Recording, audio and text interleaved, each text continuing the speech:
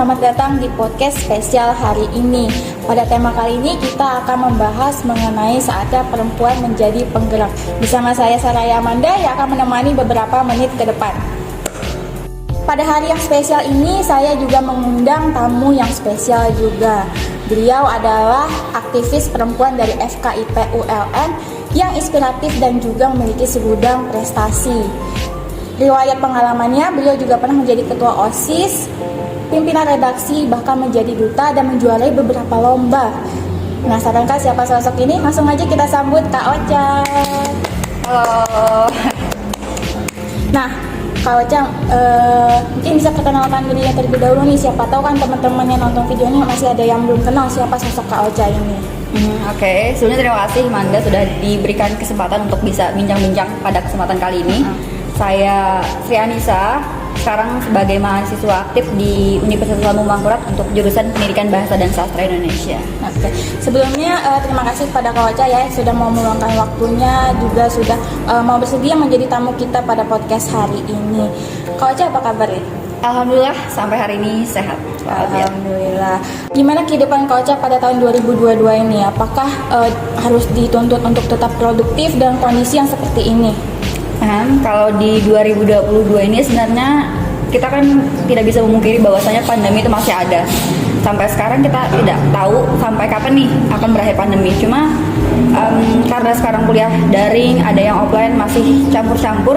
Saya pribadi sih merasanya masih punya banyak kesempatan untuk bisa ikut organisasi. Karena kan kalau kita biasanya offline itu pure di kampus bahkan sampai seharian dan sebagainya. Kalau sekarang ada yang online-nya juga, jadi masih bisa lah diselipkan kegiatan-kegiatan lain. Jadinya bahkan bisa lebih produktif gitu. Oke, ternyata dengan kondisi seperti ini tidak menghalangi Kak Ocha untuk tetap produktif ya. Dan tentunya dengan kondisi seperti ini kita harus juga tetap menjaga kondisi tubuh kita agar tetap fit, terus juga melaksanakan kegiatan-kegiatan yang lain. Oke, Kak Ocha, terkait dengan pengalaman dan juga organisasi yang Kak Ocha sedang pegang saat ini nih, mungkin bisa sharing-sharing nih. Tadi kan juga ada aku spill juga mengenai Kak Ocha pernah menjadi ketua OSIS, terus juga pimpinan redaksi dan segala macam. Mungkin bisa sharing-sharing nih pengalamannya dikit ke teman-teman yang di luar sana. Iya, kalau yang sekarang ya yang masih aktif selain kuliah ya sebagai mahasiswa itu pun kuliah formalnya, ikut di BEM fakultas juga, kemudian masih di lembaga pres mahasiswa juga. Kalau di himpunan mahasiswa juga kalau di kampus, kalau di luar kampus aktifnya di dunia kerelawanan, ada Pemuda Bakti Banua, kemudian Forum Pemuda Peduli Lingkungan Kota Banjarmasin, ada juga Borneo Historical Banjarmasin, dan beberapa dunia kerelawanan lah seperti itu. Ya kalau sekarang itu sih kesibukannya lebih kepada kuliah, kemudian ada juga organisasi internal dan eksternal kampus. Mungkin Kak Ocha baik banget ya, organisasi baik yang bersifat internal dan eksternal. Nah pastinya Kak Ocha juga sering dong cerita-cerita ke orang tua, kayak misalnya apa aja kegiatan yang sudah Kak Ocha lakuin pada hari ini atau nantinya. Gimana tuh respon orang tua Kak Ocha? Iya, karena kan sebenarnya aku orang Muntai ya, cuma kos di Banjarmasin.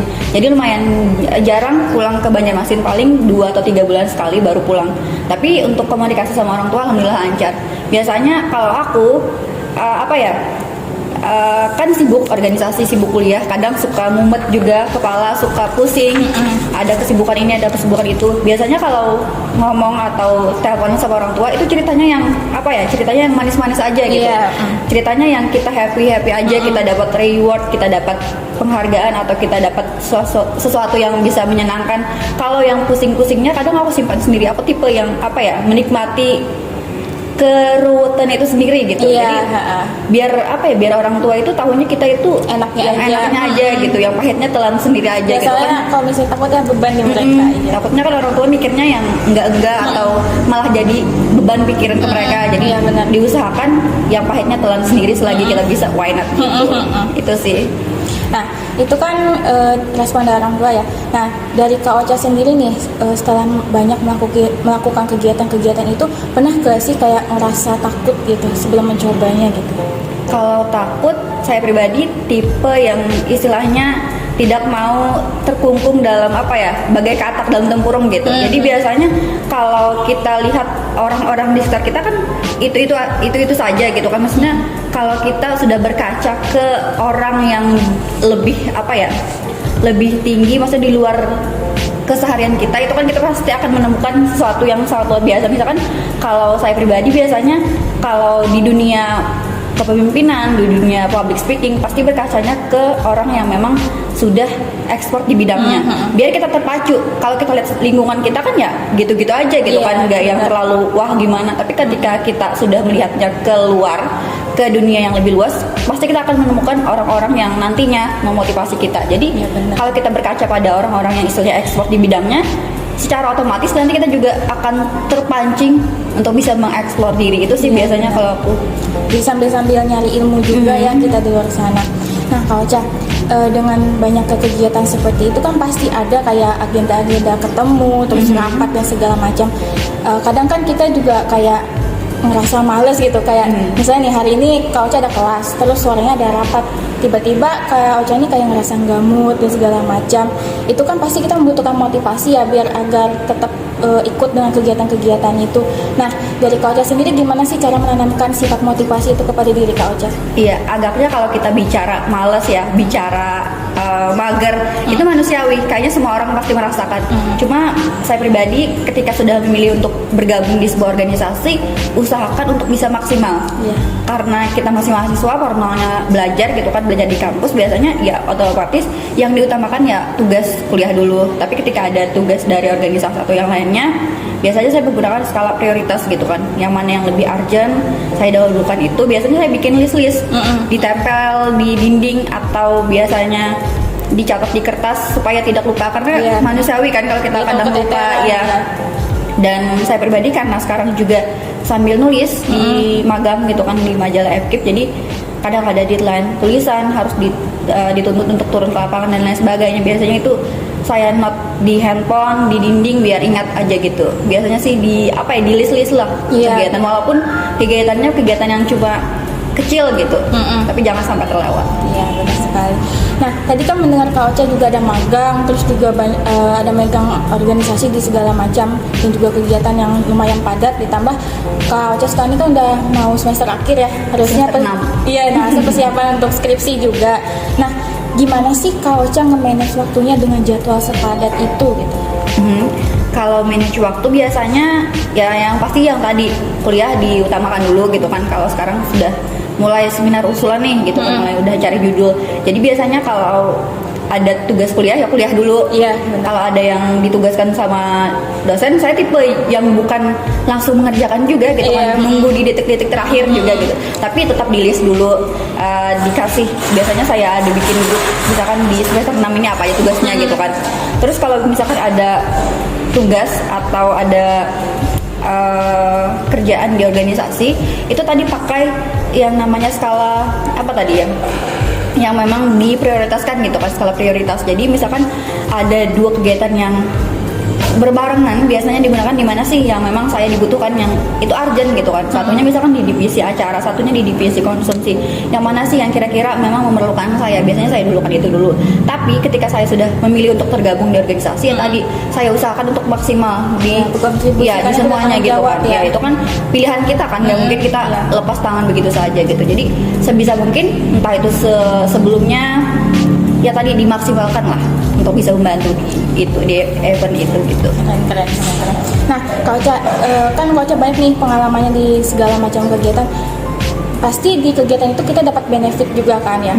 Nah dari Kak Ocha sendiri, benefit apa sih yang bisa diimplementasikan kepada kehidupan Kak Ocha sekarang ini? Iya, kalau kita bicara benefit, karena kebanyakan aku sendiri kan di dunia kerelawanan ya, jadi sukarela gitu. Jadi benefitnya itu lebih kepada apa ya, personal branding kita gitu. Kadang kalau yang namanya personal branding kan nggak bisa datang tiba-tiba, oh orang tahu Ocha itu aktifnya di ini, Ocha itu ekspornya di ini dan lain sebagainya. Tapi dengan beberapa event atau kegiatan atau agenda yang biasanya saya ikuti, orang udah tahu, oh Nisa ini bidangnya ini nih, Nisa ini jagonya di ini nih. Jadi hal tersebut juga yang kadang memberikan atau kita itu dapat jalur job lainnya. Misalkan kadang sering jadi moderator atau sering jadi MC gitu kan, akhirnya ada aja gitu tiba-tiba orang mengundang, ada aja orang yang ngasih kerjaan dan sebagainya. Itu sih yang aku rasakan di luar benefit lain gitu, lebih kepada personal branding gitu selama ini. Dan intinya kita dapat relasi dan dapat Iya. link juga ya di lain. Iya benar banget. Nah, Kak Ocha, tadi kan kita membahas mengenai pengalaman Kak Ocha dan juga kita ada nyinggung sedikit masalah organisasi, dan tentunya juga nih saya pengen ngasih motivasi juga ke teman-teman di luar sana yang masih ragu akan untuk ikut kegiatan bersifat internal maupun eksternal, bahwa kalau kegiatan itu sebenarnya kita banyak banget benefitnya ya, apalagi pada zaman sekarang tuh kita emang butuh banget skill-skill yang seperti itu gitu. Nah, Kak Ocha, mungkin kita bakal masuk ke detail kayak mengenai tema hari ini itu.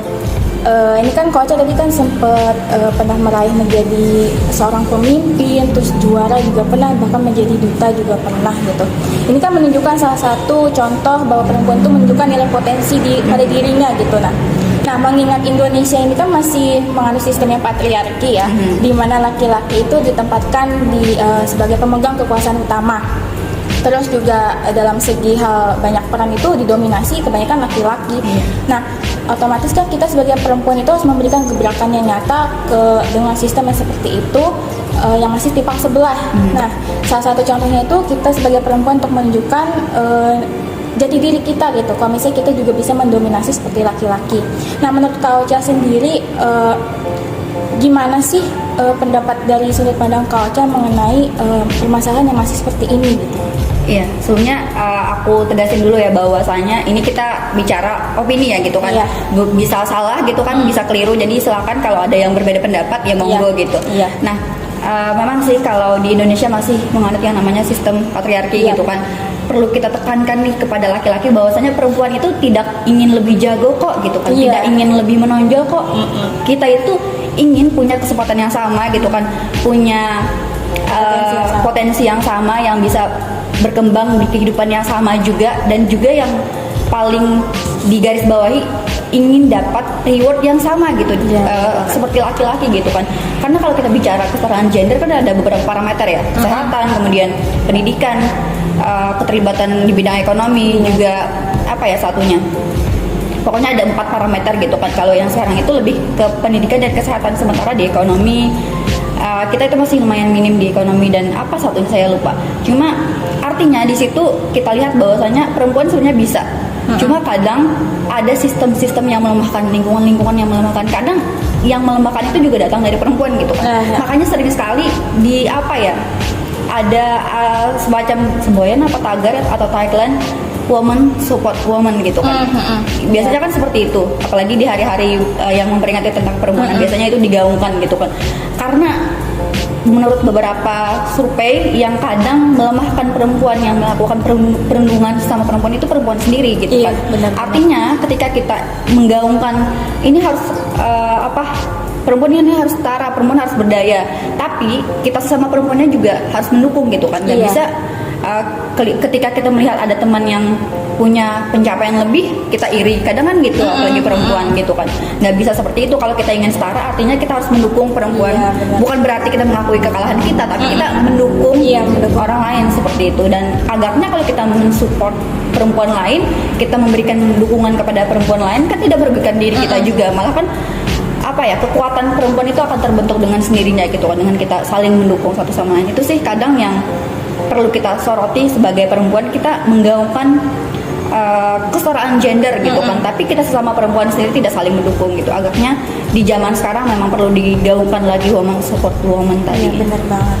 Nah, juga mengingatkan sekarang tuh banyak banget ya tokoh-tokoh inspirasi yang perempuan gitu, banyak kan kayak sebagai kayak Najwa Shihab dan segala macam. Itu kan salah satu contoh bahwa perempuan itu sebenarnya memiliki nilai potensi juga gitu. Mereka juga bisa memimpin, mereka juga bisa menjadi leader gitu. Nah, dari Kak Ocha sendiri ya, kira-kira bekal apa sih yang diperlukan kita sebagai perempuan dengan masih menganut sistem yang seperti ini gitu, dengan masyarakat yang masih memandang kita kayak agak masih lemah banget gitu. Ya, kalau bicara bekal yang pasti setiap perempuan itu punya potensi yang ada dalam diri mereka masing-masing. Cuma kadang tersalurkan atau tidaknya itu yang menjadi kendala gitu kan. Yang pasti kalau di era sekarang, di era globalisasi dengan istilahnya dunia yang sudah tidak tanpa batas gitu kan, kita bisa saling berkomunikasi, informasi bisa saling masuk kapanpun dan dimanapun gitu kan, kita bisa mengakses berita dari manapun. Yang pastinya perempuan harus punya pengetahuan. Iya. Bukan berarti pendidikan yang tinggi ya, maksudnya perempuan bebas kalau memilih mau berpendidikan, mau putus sekolah, mau bekerja dan lain sebagainya gitu. Itu kembali lagi ke keputusan masing-masing pribadi orang gitu kan. Yang pasti kita harus punya pengetahuan itu luas gitu kan, pengetahuan seputar sosial, pengetahuan seputar kesehatan dan lain sebagainya. Terus kemampuan untuk bisa mencoba banyak hal, maksudnya keberanian untuk bisa mencoba banyak hal, karena kadang perempuan ya kita tahu di Indonesia masih dipandang bukan lemah sih, maksudnya kadang ada hal-hal yang membuat kita itu tidak berani untuk bisa keluar dari zona nyamannya kita. Kemudian apa ya, perempuan juga harus tegas, kemudian harus bisa konsisten dengan apa yang dia pilih gitu kan. Terus perempuan juga tadi harus berani mencoba banyak hal. Pokoknya selagi ada kesempatan kita coba, jangan takut karena misalkan ya itu dominannya laki-laki gitu kan. Iya. Karena yang namanya perang gitu kan nggak akan ujuk-ujuk langsung tiba diberikan gitu kan, tapi kita mencari gitu kan, kita mau jadi apa, kita mau di bidang apa, atau kita mau keluar dari zona nyamannya kita harus mengusahakan itu. Nggak bisa tiba-tiba kita langsung jadi orang yang luar biasa gitu kan, pasti ada step-step yang perlu intinya percaya diri ya, yang perlu dijalani gitu kan. Intinya percaya diri, kemudian harus berani mencoba, dan pastinya lebih berdamai dengan segala hal yang terjadi pada kita. Jangan misalkan ketika kita sudah mendapat berada di lingkungan yang sering melemahkan kita kemudian down dan lain sebagainya, percayalah setiap proses yang kita lewati itu akan menguatkan kita gitu kan. Kalau saya pribadi sih menganalogikannya, misalkan kita, kalau perempuan kan lebih banyak tantangannya nih, lebih banyak anak tangganya gitu kan. Bener. Nah kalau biasanya kan misalkan ada dua orang yang naik ingin ke Jakarta, satunya naik pesawat, satunya naik kapal terbang gitu kan. Ya artinya kan beda kan jalannya. Dan yang naik kapal terbang ini yang naik perahu dan pesawat gitu kan. Yang perahu ini kan pasti banyak yang dijalani gitu kan, dan itu akan membentuk si orang itu sih, setiap proses itu akan membentuk orang lain. Jadi jangan takut untuk berproses. Jadi intinya bertahap ya. Intinya kita harus menanamkan sifat percaya diri gitu, biar segala hal itu gampang urusannya. Nah Kak, tadi kan kita ada menyinggung dikit nih masalah rasa takut nih. Nah mengingat zaman sekarang ini kan ada tuh yang istilahnya speak up. Nah kadang kita sebagai perempuan tuh kan ngalamin hal-hal kayak kekerasan seksual, pelecehan seksual dan segala macam. Itu kan kita untuk mendapatkan kayak mendukung dari kegiatan seperti itu, kita dibutuhkannya speak up. Tapi kadang kebanyakan dari kita tuh ada rasa janggal, itu rasa takut. Nah gimana sih cara pendapat dari Kak Ocha dalam masalah seperti itu gitu? Ya misalkan kasusnya ada yang mengalami perundungan gitu ya, atau kekerasan seksual, lalu kadang ya memang ada banyak ketakutan, apalagi komentar masyarakat gitu kan ya, pasti dipandang buruk dan lain sebagainya. Kalau saran dari aku, misalkan kita mengalami yang namanya apapun itu bentuk kekerasan seksual atau perundungan dan lain sebagainya, bicara aja gitu kan, tapi bicara ke mana diri kita nyaman. Misalkan kita bicaranya lebih enaknya ke pihak yang berwajib misalkan, atau kita bicaranya ke orang tua atau ke orang terdekat gitu kan. Bicara aja, maksudnya ketika kita diam itu tidak akan menyelesaikan masalah loh gitu kan. Kadang kan diam itu karena kita takut karena dicap buruk dan lain sebagainya, takut nanti akan dipandang sebelah mata sama orang lain dan lain sebagainya gitu kan. Yang pasti cari titik nyaman, kita mau bicara mulai dari mana gitu kan. Kita bicara bisa aja ke teman, atau kita langsung cari jalan keluarnya ke pihak yang berwenang untuk penanganan itu gitu kan. Karena saya pribadi merasa sekarang kan lebih banyak ya kasus-kasus perempuan ini gitu kan, perempuan yang dilecehkan, perempuan yang mengalami kekerasan seksual gitu kan. Agaknya sebagai masyarakat kita juga perlu terbuka tangan untuk bisa merangkul mereka yang istilahnya mengalami hal tersebut, agar mereka juga merasa dilindungi gitu kan. Oke, Kak Ocha. Mungkin podcast kita pada kali ini bakal singkat aja ya Kak ya, karena membahas mengenai tema yang hari ini nih emang gak ada habisnya ya, apalagi masalah perempuan gitu, dan juga mengingat waktu kita yang singkat. Mungkin ini bakal jadi pertanyaan terakhir ya yang bakal saya tanyakan ke Kak Ocha. Nah, tadi kan Kak Ocha kayak mengasih pernyataan-pernyataan yang menunjukkan bukti bahwa kita sebagai perempuan itu bisa memberikan menjadi penggerak suatu perubahan. Nah, dari Kak Ocha sendiri, bukti apa sih yang bisa dikasih ke teman-teman kalau misalnya perempuan itu bisa menjadi penggerak suatu perubahan gitu? Ya kalau bicara bukti ya kita sekarang gitu kan di masa pandemi aja gitu kan yang menjadi penggerak UMKM yang istilahnya membuat perekonomian Indonesia bangkit itu kan lebih banyak perempuan yang mengerjakan itu dari rumah. Itu jadi salah satu bukti bahwasanya perempuan itu mampu dan berdaya gitu kan. Kemudian sekarang di bidang politik juga lumayan sudah mulai bangkit lagi. Maksudnya kalau dulu keterlibatan perempuan di bidang politik masih rendah, sekarang sudah lumayan ada kepala daerah perempuan, ada menteri perempuan juga gitu kan. Dan itu menjadi bukti bahwasanya perempuan ini bisa kalau diberikan ruang gitu kan. Selama ini kan ruangnya yang tidak ada gitu kan, perempuan masih dibatasi dan lain sebagainya gitu kan, yang harus ditekankan lagi sebagai perempuan ya kita tadi harus unjuk diri gitu kan. Kalau kita mau diberikan ruang, kita sendiri harus bisa mengeksplor diri kita kan, agar orang bisa lihat juga gitu. Nggak mungkin tiba-tiba orang kasih jabatan kalau orang tidak tahu potensi kita gimana gitu kan. Itu sih lebih bisa mengeksplor diri, kemudian mengembangkan bakat, minat dan segala sesuatu yang ada dalam diri kita, agar dunia tahu gitu kan, agar dunia tahu perempuan ini sebenarnya punya kemampuan yang luar biasa, perempuan bisa berdaya, dan perempuan sebenarnya bisa untuk membuka mata dunia gitu. Iya, benar banget. Nah, jadi yang bisa aku tarik nih kesimpulannya ya dari pernyataan Kak Ocha tadi, kan kita juga sempat diskusi ya mengenai kayak apa isu-isu yang terjadi di masyarakat sekarang dan juga pengalaman Kak Ocha. Jadi perempuan tuh setidaknya memiliki 3 elemen ya. Yang pertama ada inovatif, kreatif, dan juga percaya diri. Karena mengingat zaman sekarang tuh banyak pemimpin-pemimpin perempuan yang bisa memiliki perubahan yang tidak biasa atau out of the box banget. Nah, sehingga hal ini menjadi pendukung bahwa perempuan itu memiliki potensi untuk memberikan suatu perubahan. Nah, kalau tadi yang aku tangkap berarti perempuan itu setidaknya memiliki 3 elemen ya. Yang pertama itu ada inovatif, kreatif, dan juga percaya diri. Dan juga mengingat zaman sekarang tuh banyak banget pemimpin-pemimpin perempuan yang emang memberikan perubahan yang tidak biasa gitu, out of the box banget. Dan ini menjadi salah satu contoh bahwa perempuan itu memiliki potensi untuk bisa menjadi penggerak suatu perubahan. Nah, kalau mungkin ini sebagai penutup ya, karena ini nanti videonya bakal diupload di Instagram BFFGULN. Seandainya nih 5 tahun ke depan Kak Ocha melihat video ini lagi, pesan apa yang ingin Kak Ocha sampaikan kepada diri Kak Ocha di 5 tahun ke depan itu? Iya, 5 tahun ke depan ya? Iya, 5 tahun lumayan lama. Kalau bicara 5 tahun ke depan, itu kan artinya bicara masa depan. Kita kan nggak tahu nih apa yang terjadi di masa depan gitu kan. Mungkin sekarang formalnya aku sendiri kuliahnya di keguruan gitu kan. Nanti harapannya formalnya di guru gitu kan. Tapi kita tidak tahu nantinya akan jadi apa. Cuma yang pasti segala sesuatu itu kan sudah direncanakan gitu kan. Sudah ada nantinya akan jadi apa itu kan sudah ditentukan. Cuma kita sebagai manusia itu punya kesempatan, punya tugas untuk berikhtiar gitu. Yang pasti harus tetap semangat dan selalu kalau kita bicara 5 tahun ke depan ya yang pasti bersyukur dengan apa yang pernah dijalani di hari ini.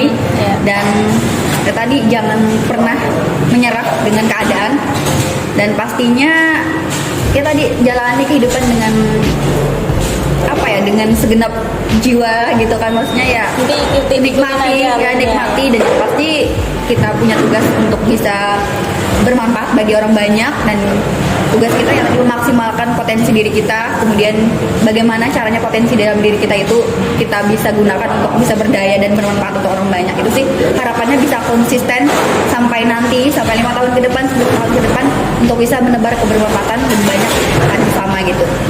Amin ya kan, semoga terwujud ya. Nah juga ini video ini kan didedikasikan untuk memperingati Hari Perempuan nih. Nah ada nggak sih pesan-pesan yang ingin Kak Ocha sampaikan kepada perempuan-perempuan hebat di luar sana, baik di FKIP atau di luar FKIP, yang ingin memberikan suatu perubahan? Ya, siapapun ya, dimanapun kalian berada, untuk seluruh perempuan yang menonton atau tidak yang menonton video ini, yang pastinya percaya diri dengan kemampuan kalian, kemudian optimis menjalani kehidupan gitu kan. Kalian mampu untuk bisa berdaya, kalian bisa untuk bermanfaat luas untuk masyarakat. Yang pasti jangan takut untuk mencoba. Setiap kesempatan itu tidak akan datang pada orang yang malas untuk mencoba gitu kan. Jadi carilah kesempatan di luar sana. Kemudian tadi jangan takut untuk mencoba hal baru, karena sejatinya potensi yang ada dalam diri kita itu harus kita gali gitu kan. Nggak bisa dengan cara berdiam diri. Dan siapapun perempuan di luar sana, kalian itu mampu untuk berdaya. Silahkan dari sekarang coba keluar dari zona nyaman, coba untuk meningkatkan kualitas dan kapasitas diri kalian. Yang pasti dunia dan lingkungan membutuhkan tangan-tangan kita gitu. Wih, kita kasih aplaus dulu, keren banget kamu kita pada hari ini. Oke Kak, terima kasih ya sebelumnya sudah mau meluangkan waktunya dan juga sudah bersedia jadi tamu podcast kita yang spesial hari ini. Semoga Kak Ocha tetap jaga kesehatan, terus juga terus menebar inspirasi, memberikan inspirasi kepada perempuan-perempuan di FKIP maupun di luar sana atau orang-orang di sekitar Kak Ocha.